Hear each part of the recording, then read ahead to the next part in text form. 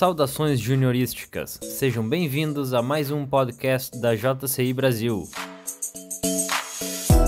Nossa missão é proporcionar oportunidades de desenvolvimento que preparem as pessoas jovens a criar mudanças positivas. No episódio de hoje, Natália Migliorini, diretora de marketing da JCI Brasil, conversa com Erlan Dias, head de desenvolvimento humano de uma das maiores ferrovias do país, há mais de 10 anos atuando com desenvolvimento organizacional, humano e treinamentos com foco na gestão do conhecimento, na cultura da inovação e na transformação digital centrada no ser humano. Polímata com diversas formações em administrações de empresas, logística, recursos humanos, mecânica, futurismo aplicado, design thinking, formação por competências, soft skills e inteligência emocional. Membro da JCI São Paulo desde 2010, onde teve a oportunidade de participar dos programas de liderança ADM, ANL, ALA e do Summit em Nova York, na ONU. Vivenciou atuar como diretor local de projetos, tesoureiro, secretário, presidente local, vice-presidente nacional, diretor de capacitação nacional. Atualmente atua como diretor de Planejamento Estratégico da JCI Brasil.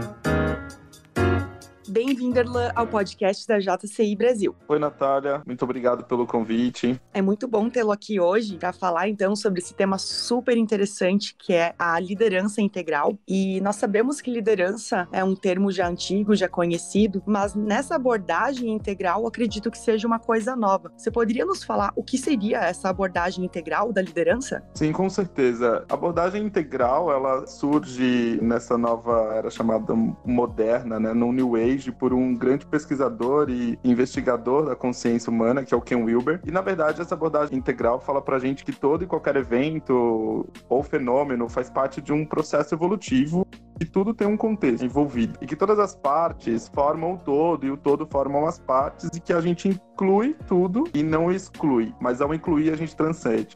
Então, Ken Wilber, para quem não conhece, ele é um americano, né, nascido lá em Oklahoma City, nos Estados Unidos, e ele foi o criador da psicologia transpessoal, então conhecida também como alguns aí conhecem também como psicologia integral. E nessa psicologia transpessoal, ele basicamente criou aí uma nova vertente que surge aí o movimento do New Age a partir disso, e começamos a falar e entender um pouco mais sobre o que é consciência. Então, praticamente, Ken Wilber, ele é o pai aí, vamos dizer assim, da consciência. Ele tem grandes livros acerca do tema, como Consciência Sem Fronteiras, A Transformação da Consciência, A Teoria de Tudo, que é realmente uma explicação integrativa de todos os conhecimentos e saberes que existem na humanidade. Muito interessante. E você poderia nos dizer como que ocorre a evolução dos níveis de consciência? Acho que antes de falar de como que ocorre essa evolução no nível de consciência, seria interessante eu falar quais são os níveis de consciência que o Ken Wilber traduz na sua Spiral Dynamics, né, que é a teoria que envolve toda essa questão dos níveis de consciência.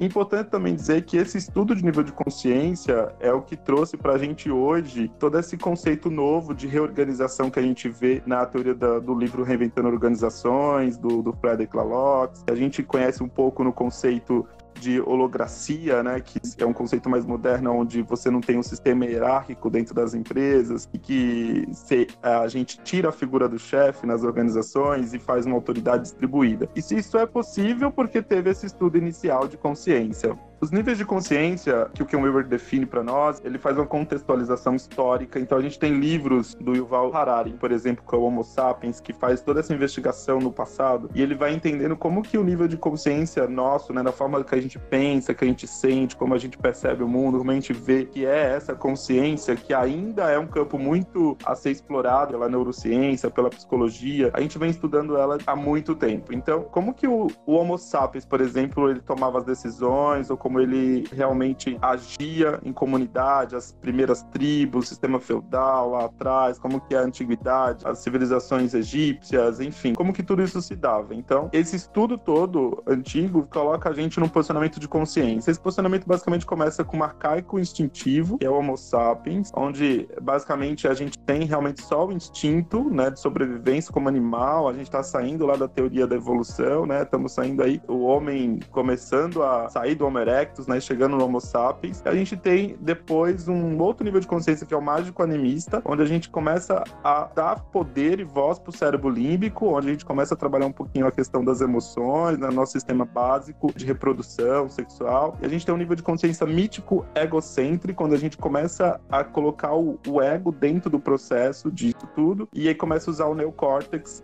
processando nessa parte do cérebro que processa aí a razão. E a gente já começa a criar figuras mitológicas, né? Por isso que o primeiro ponto é o mítico, onde a gente começa a entender a questão das divindades e a entender a questão da religião e o processo de resposta que está fora de nós. E aí, depois desse mítico egocêntrico, que a gente começa a usar o neocórtex, surge o mítico étnico-cêntrico, onde, basicamente, o nível de consciência está ali voltado para o propósito central de uma civilização, onde, então, começa a surgir as primeiras civilizações, porque até então, nós, seres humanos, não tínhamos esse contexto de civilização. E aí, depois, a gente já começa a entrar dentro do que a gente já começa a entender que é mais próximo agora, né, na nossa realidade, que a gente começa a entrar na era antes de Cristo, depois de Cristo, a gente já começa a entrar na era pós-Cristo, e a gente começa a entrar com um nível de consciência que ele determina como tradicional, onde a gente já começa a ter, basicamente, o surgimento das religiões monoteístas. Então, a gente já começa a entender que um livro é um guia para nós, entender que um Deus é o que nos move, e aí começa a dar forma e começa a surgir o nível de consciência tradicional. Depois desse nível de consciência tradicional, a gente surge para o nível de consciência racional instrumental, que é o que a gente conhece como física newtoniana, ciência moderna, onde a gente precisa provar, experimentar e provar que realmente as coisas funcionam. Então a gente sai da visão da natureza, de perceber como a natureza funciona, e a gente entra na visão de entender e provar como que os fenômenos naturais ocorrem. E os metafísicos também na sua limitação. E a gente chega então no nível de consciência moderno, que a gente fala, que é a partir da navegação de qualidade, né, que a gente começa na navegação profissional, vamos dizer assim, né, caminho das Índias, Europa, Ásia e tudo mais. Isso faz com que desencadeie a questão da indústria. E a gente começa a industrializar. E aí depois vem um nível de consciência racional relativista, né, que começa a pensar que o que acontece lá fora tem a ver com o que acontece dentro de mim. E aí começa a surgir o conceito de crença, de valores, de entender a psique, a psicologia. E aí esse nível de consciência é onde praticamente surge a física quântica, porque muita coisa que antes já tinha a racionalidade passa a ser relativista, abre o campo das possibilidades. E aí a gente tem um nível de consciência pós-moderno, que é um consciência que a gente chamou de mais pluralista, né, que toda verdade é construída culturalmente, e chegamos então no nível de consciência integral, onde o foco principal e o comportamento tem a ver com a transcendência e a inclusão. Eu transcendo todos os níveis anteriores, que estão presentes um dentro do outro, e incluo eles ao mesmo tempo. Então, basicamente, eu costumo dizer, então, que a consciência, ela começa a dar seu primeiro estágio, né? Começa a surgir aí o primeiro ponto de evolução. E aí, como eu já expliquei um pouquinho do quais são esses níveis de consciência, acho que é importante trazer, e te respondendo a sua pergunta, né? A evolução da consciência humana, ela é espelhada pela evolução dos sistemas sociais correspondentes. Então, inevitavelmente, para que a gente possa evoluir no nosso nível de consciência, a gente precisa passar por todas essas percepções. É claro que aqui a gente carrega nosso nível social, nosso nível intelectual, todos esses níveis de consciência que eu comentei anteriormente, porque a gente está num sistema que ele não exclui, ele inclui, né? A gente tem uma sociedade e ela praticamente vem se evoluindo e se complexando, né, a partir dessas questões todas.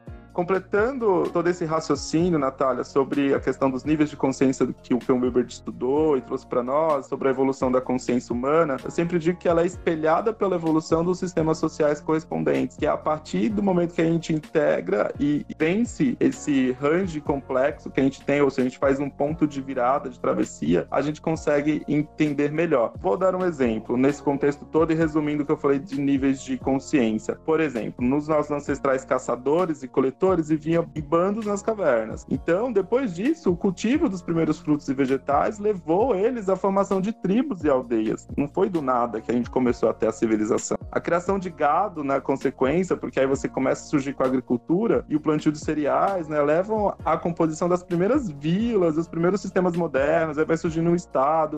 Enfim, só para a gente ilustrar como que esse nível de consciência ele foi se expandindo e ficando carregado. E aí eu digo que hoje a gente vive uma crise de consciência. E a crise atual que a gente tem é nada mais do que uma crise de consciência. Muito interessante, Erlan. E por que você diz que a crise atual é uma crise de consciência? É um pouco complexo falar desse ponto, mas eu acredito que é porque o resultado da insistência da gente como sociedade, como ser humano, do uso de formas de pensar que não são suficientes para resolver problemas que a gente gerou. Então, é como se a gente estivesse querendo resolver o problema muito complexo com um pensamento inferior, e isso não é possível. O que eu mais vejo hoje em dia é o fortalecimento de argumentos pluralistas, assim, construídos dentro de uma lógica pós-moderna, de respeito às diferenças, por exemplo, mas que acabam tentando eliminá-las por meio de uma nova forma dogmatismo, ou seja, eu penso na diferença, mas ao mesmo tempo eu não aceito nada que pense diferente de mim. Então, eu acredito que essa forma excludente, que acaba, a minha verdade sobrepõe-se a outras verdades, é que gera toda essa questão que a gente vive hoje, dessa crise que eu chamo de consciência, porque à medida que você expande a consciência, você consegue transcender e incluir conceitos e outras verdades e trabalhar a integralidade. Excelente. O que seriam os estados de consciência? Bom, Natália, estado de consciência basicamente é como a gente mantém o nosso radarzinho funcionando. E acho que basicamente a gente tem dois momentos aí. A gente tem estados de consciência convencionais, que a gente costuma chamar, que são estados básicos de vigília, o sono REM e o sono profundo. Então, esses são os convencionais, mantêm nossa consciência o tempo todo funcionando. E tem os expandidos, que são a supervigília e a superatenção. E aí tem alguns momentos que a gente tem lá com a consciência reduzida, onde a gente tem uma subvigília e uma subatenção, né? Que é quando a gente está, às vezes, embriagado, cansado fisicamente, mental, e a gente vai perdendo essa capacidade de manter alerta a nossa consciência, que é basicamente saber se colocar numa posição acima do que a minha mente pensa, do que está acontecendo em volta de mim, e conseguir tomar decisões a partir disso. Incrível! Você poderia nos dizer como expandir a nossa consciência? Existe essa possibilidade de expansão da consciência, Erlan? Sim, existe, com certeza, porque a neurociência nos últimos tempos para cá, ela confirmou uma habilidade nossa evolutiva, que é justamente essa capacidade de expandir as redes neurais, a nossa capacidade de aumentar as sinapses, né, a velocidade com qual as sinapses acontecem, e ao mesmo tempo a gente conseguir até em algum momento fazer a neuroplasticidade, né, que é um conceito de tirar de um dos lados do cérebro alguma função, atribuir para outro local, fazer realmente uma nova construção de rede neural, para que aquilo realmente aconteça. Uma coisa que a gente fazia em uma determinada região do cérebro se dá em outra região. E eu acho que com isso, basicamente, a gente tem dois pontos que a gente consegue trabalhar essa elevação dos estados de consciência. A primeira deles é a prática meditativa. Então, a meditação vem como uma das ferramentas aí mais difundidas nessas últimas 2 décadas por conta do movimento de mindfulness, um movimento basicamente americano, né, que começa a estudar todas as práticas de meditação e contemplação que você tem nas outras religiões vindas do Oriente, e começa a dar nome, trazer pra gente, vamos por essa disseminação pelo mundo todo, né? Então, como os Estados Unidos é uma potência mundial, praticamente tudo que se dá por lá consegue disseminar no mundo de forma mais fácil, e foi assim a meditação que a gente conhece hoje como mindfulness, que é a atenção plena, uma das vertentes da meditação. Mas a prática meditativa, sem dúvida, é uma das formas de alterar o estado de consciência, e o outro é o estado de flow, né? O estado de flow é quando você se mantém em atenção plena ao que você está fazendo, que você desconecta da sua realidade, como se estivesse tendo um lapso temporal. Você esquece o que aconteceu ali naquele tempo, você perde a realidade do tempo e foca. Tem até uma fala bem interessante, né, de um case do Ayrton Senna, que uma das falas que a gente vê na mídia, que uma vez ele comentou que ele estava num processo ali na corrida, que ele estava já no prêmio do Japão, né, na Fórmula 1, ele estava ali tão concentrado que ele sabia que ia chegar, que ele falou que tudo paralisou o tempo, ele estava a 300 km por hora, tudo paralisou e ele entrou numa espécie de túnel e ele venceu ali, chegou no final. Isso é mais ou menos do estado de flow, ali ele deu uma ampliada de consciência naquele momento, então é o que a gente chama de flow. Então essas são as duas formas, meditar e entrar em flow.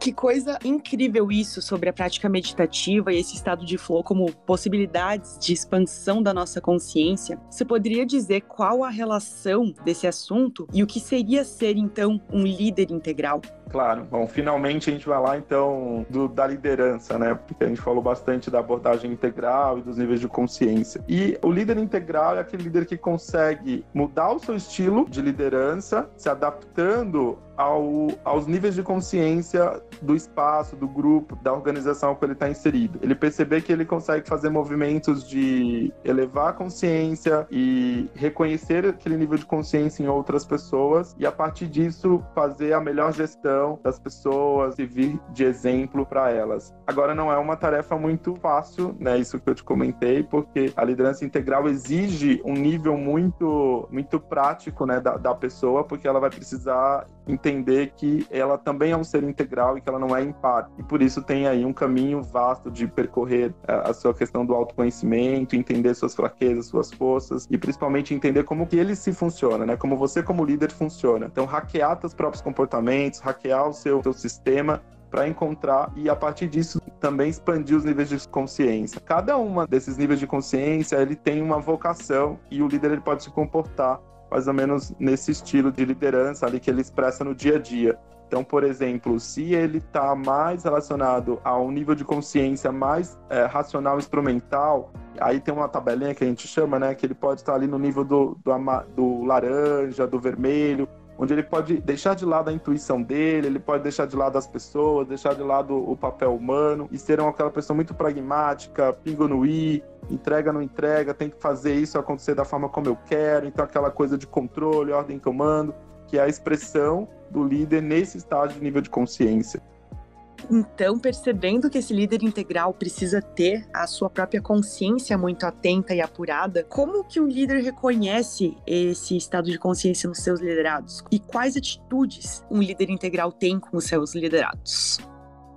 Aí você realmente faz uma pergunta bem interessante, porque quando a gente, na teoria integral, a gente começa a fazer a abordagem e a gente trabalha os 4 quadrantes. Os 4 quadrantes, basicamente, do Ken Wilber, é quando ele traz a percepção do eu, né, uma visão interna individual, uma visão interna coletiva, né, e também uma visão externa individual e uma visão externa coletiva. Praticamente é um modelo aí 2x2, onde você faz um cruzamento dessas percepções, mas é aí onde faz a morada justamente do autoconhecimento, do eu consciência, dos meus comportamentos, do meu modelo de mindset, a minha cultura e o que eu estou entregando. Então, basicamente, nesse modelo a gente consegue mapear, vamos dizer assim, quais são as nossas fraquezas, nossas habilidades, mas nas atitudes a gente tem aí 5 atitudes basicamente que são difundidas, praticamente elas são até divididas em partes que a gente pode ouvir em termos separados, né? Então, praticamente, uma das atitudes é agir pelo propósito, a outra é agir na liderança accountability, termo que a gente utiliza para autorresponsabilização, a integridade, humildade e veracidade. Então, praticamente, essas são as 5 primeiras atitudes que o líder integral ele tem que se desenvolver e observar. E, ao mesmo tempo, ele tem que ter uma maestria emocional muito forte e uma prática de vida integral. Então, que é muito importante isso no contexto geral para sustentar essas atitudes. Erlan, você poderia explicar de forma prática o que seriam exatamente essas atitudes? Claro, Natália.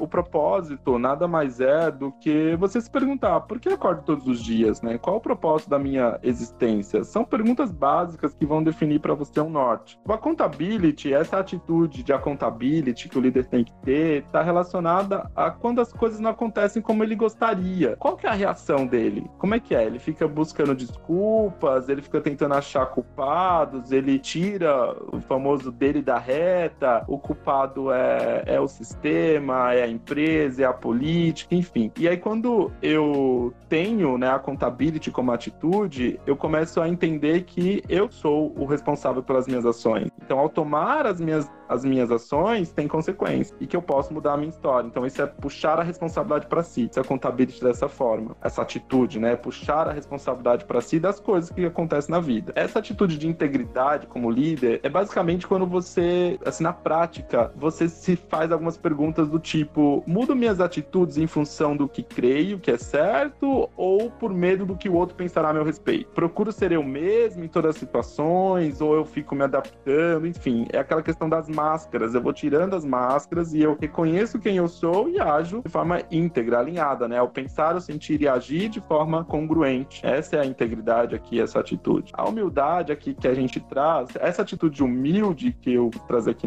na teoria da liderança integral, é quando eu reconheço que as pessoas, o que elas fizeram, né, merecem elogios autênticos, por exemplo. Que eu tô aberto para ouvir, escutar opiniões divergentes, enfim, que a minha verdade, ela não é a verdade absoluta, que eu estou aberto para escutar, para compreender. E a outra atitude da veracidade é que eu me coloco numa posição de aceitar a realidade tal como ela é, desapegando-me de ideias fixas. Isso é possível? É uma pergunta. É possível me desapegar disso? Viver no presente é possível para mim, tirando o foco de preocupações no passado, no futuro? Desapegar, de repente, de necessidade de querer controlar tudo e todos ao meu redor? Tudo isso tá no aspecto da atitude da veracidade e da liderança integral.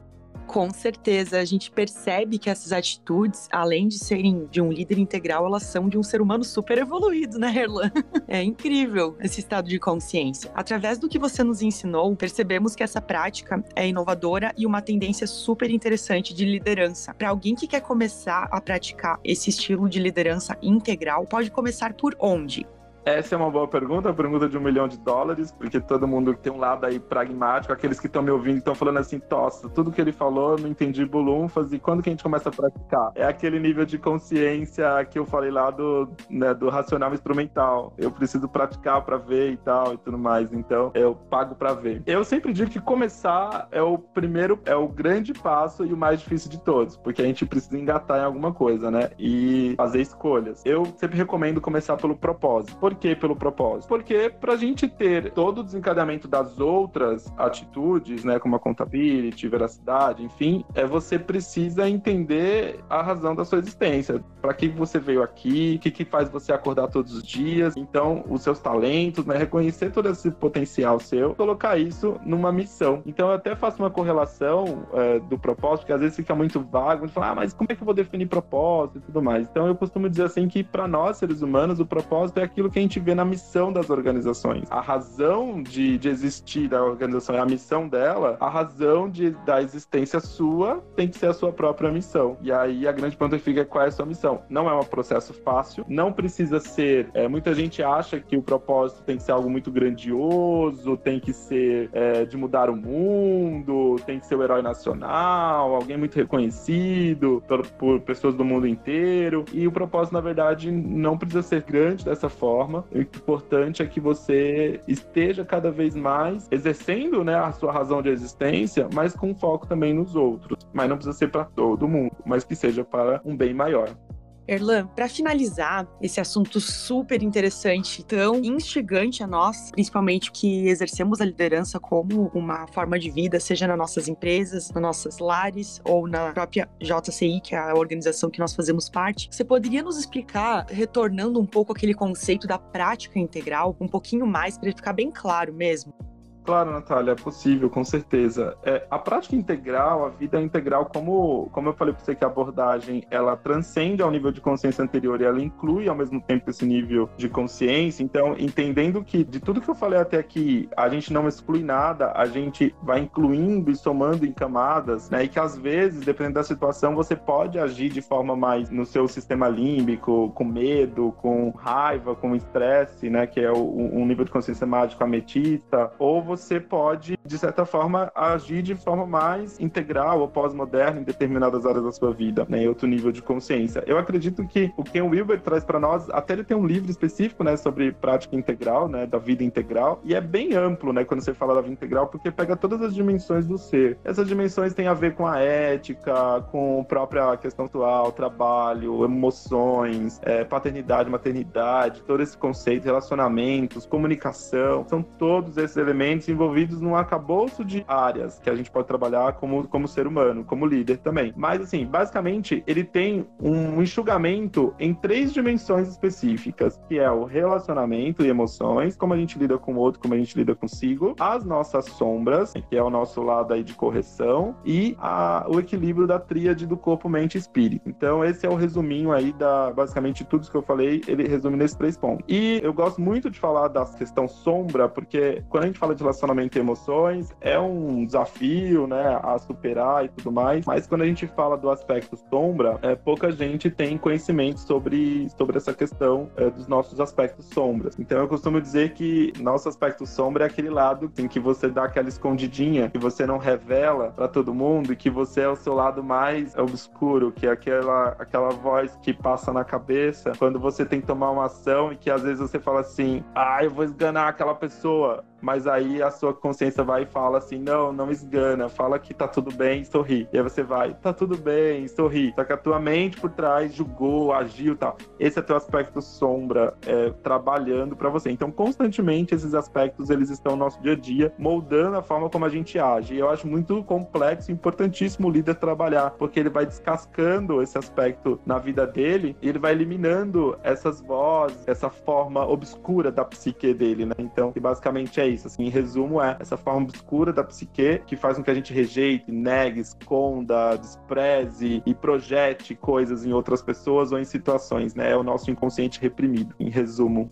Você nos diria, então, que o aspecto sombra, ele se dissipa quando vem a luz? O aspecto sombra, ele se dissipa quando vem a luz, e a luz é a consciência. Então, quando você expande essa consciência, o aspecto sombra, ele diminui. Grande pesquisador que define a questão do aspecto sombra é o Jung, né? Então, o Jung vem trabalhando esse lado negativo da psique, trazendo para nós essa forma de melhor lidar com esse lado sombra nosso. E é um lado que a gente tem que cuidar e limpar constantemente. E o livro, né, da teoria integral tem uma prática que eu gosto de usar, do Ken Wilber, que é uma prática que ele fala do processo 3-2-1 da sombra. Então, essa é uma prática bem intuitiva, bem tranquila de fazer, acho que todo mundo pode fazer. E então, vou falar um pouquinho desse exercício, né? Então, vou fazer esse convite para todos aí, os ouvintes, a fazerem um exercício, que é o processo 3-2-1 da sombra. Hoje, né?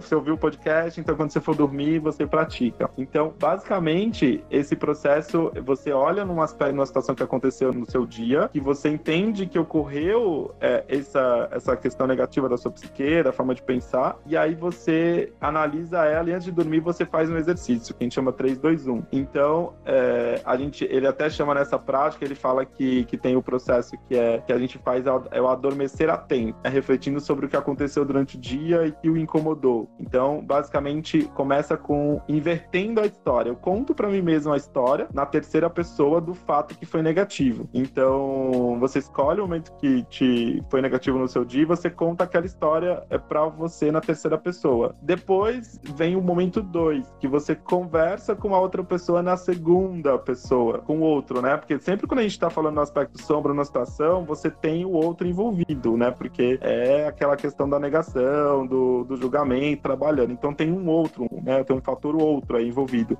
Então você reconhece e nesse momento você se coloca na posição daquela outra pessoa. E aí, no último momento, você trocando os papéis, né? Você analisa como poderia ter sido diferente. E aí você reduz o impacto negativo da sombra antes de dormir, e aí você vai dormir. Então a ideia é que essa conversa que você faça, esse diálogo com você, te ajude a limpar esse aspecto negativo da psique antes de dormir.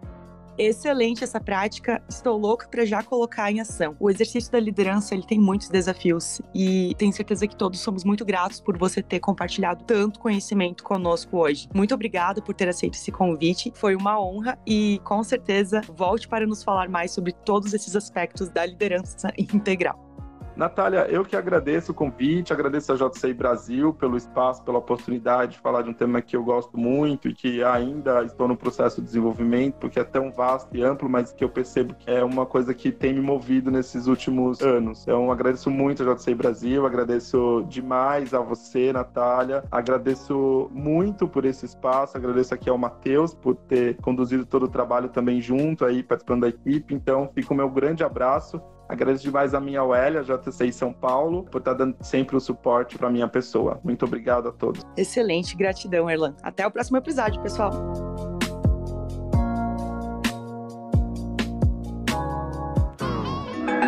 Esse foi o podcast da JCI Brasil. Toda terça-feira, um novo conteúdo no seu feed. Até o próximo episódio.